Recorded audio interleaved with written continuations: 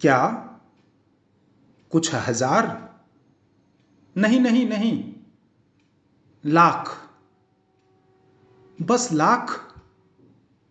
लाखों कहिए, लाखों। तो संभवतः विभाजन विभीषिका का कुछ ठीक ठीक अनुमान लगा सको। लाखों परिवार उजड़े, लाखों लोग मौत का शिकार हुए। क्या बच्चे, क्या बूढ़े, क्या महिलाएं। इस विभीषिका ने न जाने कितने निगले, आज तक ठीक ठीक आंकड़ा उपलब्ध नहीं है। नमस्कार, कहानीमाला में आज मैं आपके लिए लेकर आया हूं विभाजन विभीषिका की बड़ी लेखिका कृष्णा सोबती की महत्वपूर्ण कहानी मेरी मां कहां। कई दिन के बाद उसने चांद सितारे देखे हैं। अब तक वह कहां था? नीचे नीचे, शायद बहुत नीचे, जहां की खाई इंसान के खून से भर गई थी, जहां उसके हाथ की सफाई बेशुमार गोलियों की बौछार कर रही थी। लेकिन वह नीचे न था। वह तो अपने नए वतन की आजादी के लिए लड़ रहा था। वतन के आगे कोई सवाल नहीं, अपना कोई ख्याल नहीं। तो 4 दिन से वह कहां था? कहां नहीं था वह? गुजरांवाला, वजीराबाद, लाहौर, वह और मीलों चीरती हुई टर्क। कितना घूमा है वह। यह सब किसके लिए? वतन के लिए, कौम के लिए और अपने लिए। नहीं, उसे अपने से इतनी मोहब्बत नहीं। क्या लंबी सड़क पर खड़े खड़े यूनिस खान दूर दूर गांव में आग की लपटें देख रहा था। चीखों की आवाज उसके लिए नई नहीं। आग लगने पर चिल्लाने में कोई नयापन नहीं। उसने आग देखी है, आग में जलते बच्चे देखे हैं, औरतें और मर्द देखे हैं। रात रात भर जलकर सुबह खाक हो गए मोहल्लों में जले लोग देखे हैं। वह देखकर घबराता थोड़े ही है। घबराए क्यों? आजादी बिना खून के नहीं मिलती, क्रांति बिना खून के नहीं आती। और इसी क्रांति से तो उसका नन्हा सा मुल्क पैदा हुआ है। ठीक है, रात दिन सब एक हो गए, उसकी आंखें उनिंदी हैं, लेकिन उसे तो लाहौर पहुंचना है, बिल्कुल ठीक मौके पर। एक भी काफिर जिंदा न रहने पाए। इस हल्की हल्की सर्द रात में भी काफिर की बात सोचकर बलोच जवान की आंखें खून मारने लगी। अचानक जैसे टूटा हुआ क्रम फिर जुड़ गया है। ट्रक फिर चल पड़ती है तेज रफ्तार से। सड़क के किनारे किनारे मौत की गोदी में सिमटे हुए गांव, लहलहाते खेतों के आसपास लाशों के ढेर, कभी कभी दूर से आती हुई अल्लाह अकबर और हर हर महादेव की आवाजें। हाय हाय, पकड़ो पकड़ो, मारो मारो। यूनुस खां यह सब सुन रहा है, बिल्कुल चुपचाप। इससे कोई सरोकार नहीं उसे। वह तो देख रहा है अपनी आंखों से एक नई मुगलिया सल्तनत, शानदार, पहले से कहीं ज्यादा बुलंद। चांद नीचे उतरता जा रहा है। दूध सी चांदनी नीली पड़ गई है। शायद पृथ्वी का रक्त ऊपर विष बनकर फैल गया है। देखो, जरा ठहरो। यूनिस खां का हाथ ब्रेक पर है। यह क्या? एक नन्ही सी छोटी सी छाया। छाया नहीं, रक्त से भीगी सलवार में मूर्छित पड़ी एक बच्ची। बलोच नीचे उतरता है। जख्मी है शायद। मगर वह रुका क्यों? लाश के लिए कब रुका है वह? पर यह एक घायल लड़की, उससे क्या? उसने ढेरों के ढेर देखे हैं औरतों के, मगर नहीं, वह उसे जरूर उठा लेगा अगर बच सकी तो वह ऐसा क्यों कर रहा है? यूनिस खां खुद नहीं समझ पा रहा, लेकिन अब इसे वह न छोड़ सकेगा। काफिर है तो क्या? बड़े बड़े मजबूत हाथों में बेहोश लड़की। यूनुस खां उसे एक सीट पर लेटाता है। बच्ची की आंखें बंद हैं, सिर के काले घने बाल शायद गीले हैं खून से, और चेहरे पर, पीले चेहरे पर रक्त के छींटे। यूनुस खां की उंगलियां बच्ची के बालों में हैं और बालों का रक्त उसके हाथों में, शायद सहलाने के प्रयत्न में, पर नहीं। यूनुस खां इतना भावुक कभी नहीं था। इतना रहम, इतनी दया उसके हाथों में कहां से उतर आई, वह खुद नहीं जानता। मूर्छित बच्ची ही क्या जानती है कि जिन हाथों ने उसके भाई को मारकर उस पर प्रहार किया था, उन्हीं के सहधर्मी हाथ उसे सहला रहे हैं। यूनुस खां के हाथों में बच्ची और उसकी हिंसक आंखें नहीं, उसकी आर्द्र आंखें देखती हैं। दूर कोयटे में एक सर्द, बिल्कुल सर्द शाम में उसके हाथों में 12 साल की खूबसूरत बहन नूरन का जिस्म, जिसे छोड़कर उसकी बेवा अम्मी ने आंखें मूंद ली थी। सनसनाती हवा में, कब्रिस्तान में उसकी फूल सी बहन मौत के दामन में हमेशा हमेशा के लिए दुनिया से बेखबर। और उस पुरानी याद में कांपता हुआ यूनुस खां का दिल दिमाग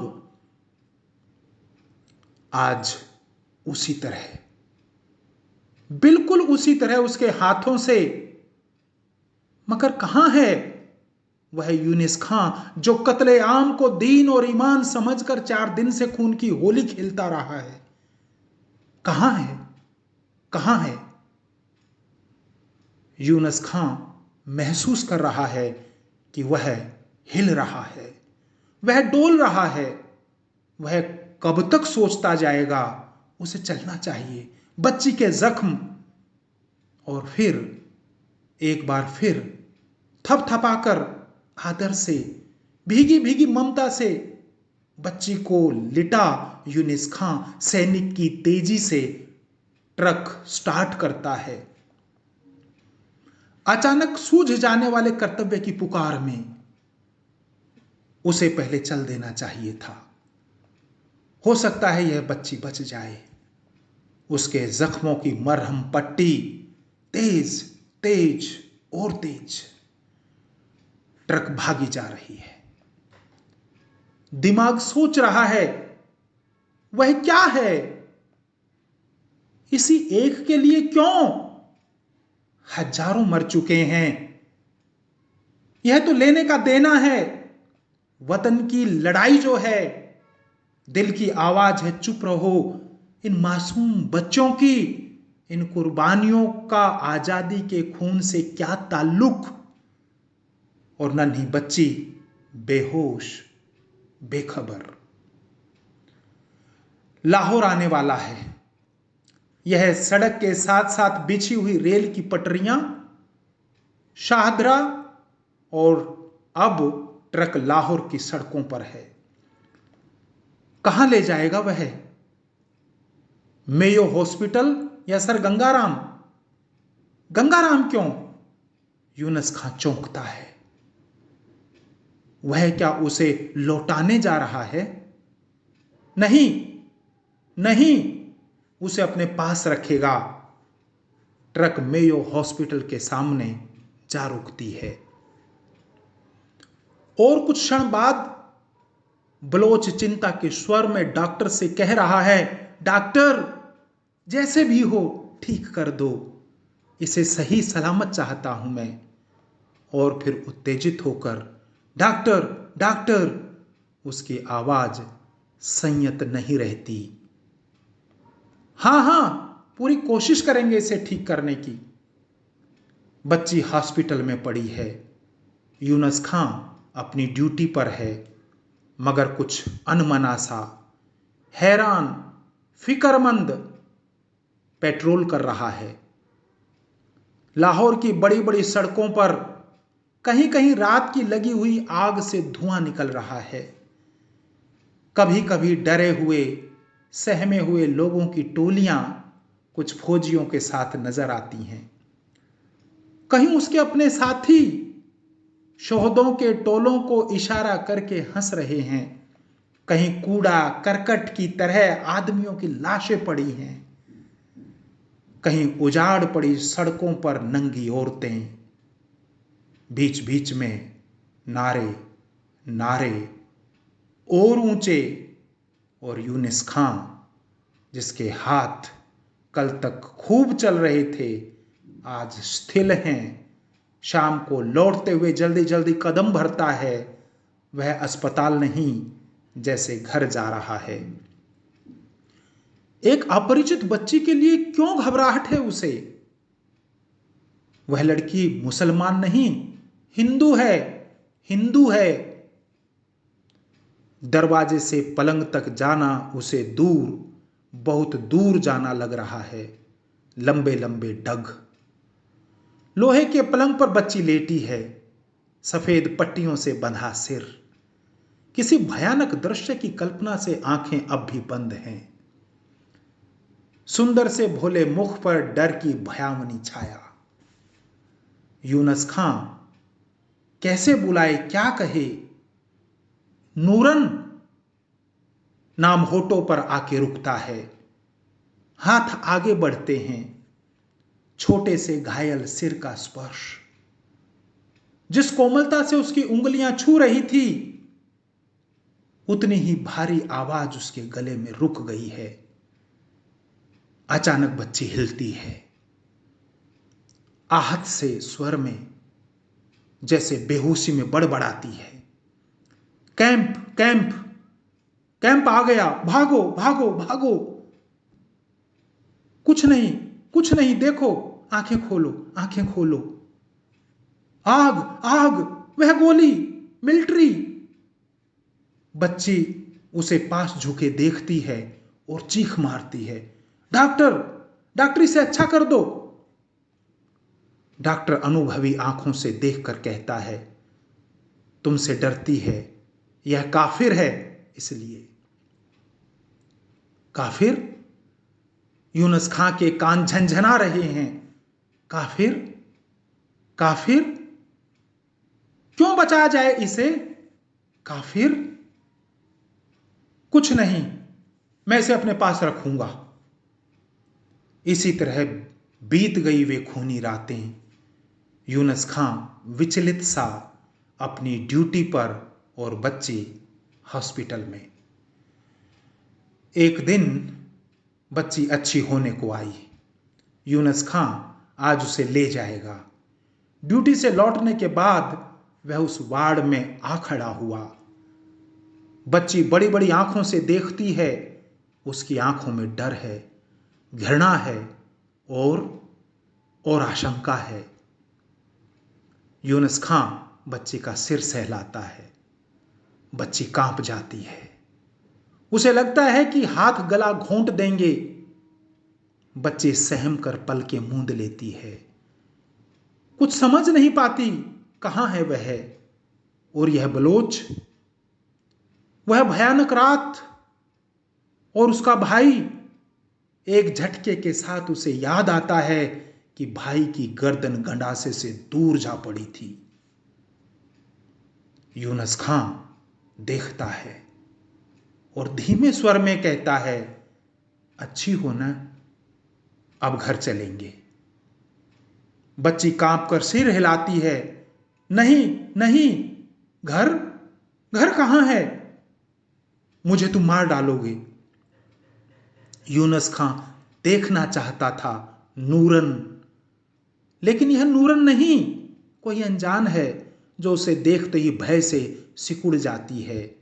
बच्ची सहमी सी रुक रुक कर कहती है, घर नहीं, मुझे कैंप में भेज दो, यहाँ मुझे मार देंगे, मुझे मार देंगे। यूनुस खां की पलकें झुक जाती हैं। उनके नीचे सैनिक की क्रूरता नहीं, बल नहीं, अधिकार नहीं, उनके नीचे है एक असह्य भाव, एक विवशता, बेबसी। बलोच करुणा से बच्ची को देखता है, कौन बचा होगा इसका, वह इसे पास रखेगा। बलोच किसी अनजान स्नेह में भीगा जा रहा है। बच्ची को एक बार मुस्कुराते हुए थपथपाता है, चलो चलो, कोई फिक्र नहीं, हम तुम्हारा अपना है। ट्रक में यूनुस खां के साथ बैठकर बच्ची सोचती है, बलोच कहीं अकेले में जाकर उसे जरूर मार देने वाला है, गोली से, छुरे से। बच्ची बलोच का हाथ पकड़ लेती है, खान, मुझे मत मारना, मारना मत। उसका सफेद पड़ा चेहरा बता रहा है कि वह डर रही है। खान बच्ची के सिर पर हाथ रखे कहता है, नहीं नहीं, कोई डर नहीं, कोई डर नहीं, तुम हमारा सगा के माफिक है। एकाएक लड़की पहले खान का मुंह नोचने लगती है, फिर रो रो कर कहती है, मुझे कैंप में छोड़ दो, छोड़ दो मुझे। खान ने हमदर्दी से समझाया, सब्र करो, रो नहीं, तुम हमारा बच्चा बन के रहेगा हमारे पास। नहीं, लड़की खान की छाती पर मुट्ठियां मारने लगी, तुम मुसलमान हो, तुम। एकाएक लड़की नफरत से चीखने लगी, मेरी मां कहां है, मेरे भाई कहां हैं, मेरी बहन कहां। धन्यवाद। आशा करता हूं संवेदनाओं से परिपूर्ण कृष्णा शोभती की यह कहानी आपको पसंद आई होगी। विभाजन विभीषिका का दर्द आज भी उजागर होता है ऐसी कहानियां पढ़कर। नमस्कार।